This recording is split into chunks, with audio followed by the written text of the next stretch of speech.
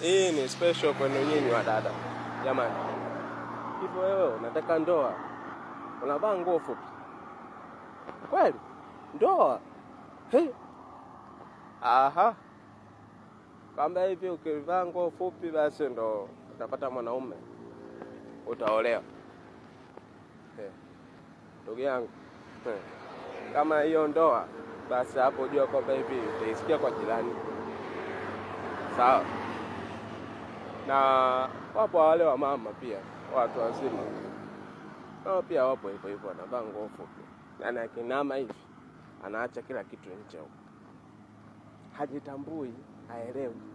Anakwambia hivi fashion, utandawazi. Hata vile vinguo vya kubana jamani. Mwache. Ifikia hatua sasa mwache. Haya, sasa hivi tumeingia kwenye mfungo. Sawa, tumeingia kwenye mfungo kidogo mnajistiri. Hivyo. Lakini isiwe tu kwa sababu ya kwenye mfungo tu. Hata baada ya mfungo muendeleze hiyo tabia. Mwache jamani. Maana tambua, unaweza ukatafuta mchawi wako, itambulika kwamba hivi Yakobo 4. Nenda kasome Yakobo sura ya 4. Ile ya kwanza, nenda kaisome. Utaelewa. Hebu ifikia hatua basi tuache.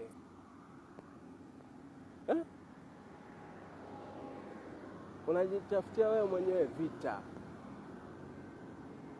Unaanza kujitafutia wewe mwenyewe kwamba hivi kwa nini maombi yangu hayajibiwi. Umejitathmini wewe mwenyewe. Unaenda hata kwenye nyumba za ibada na hizo nguo fupi, nguo za kubana. Kweli? Nyumba za ibada? Kama wewe ni dada na upo hivyo, ndoa tambua utaisikia tu kwa jirani.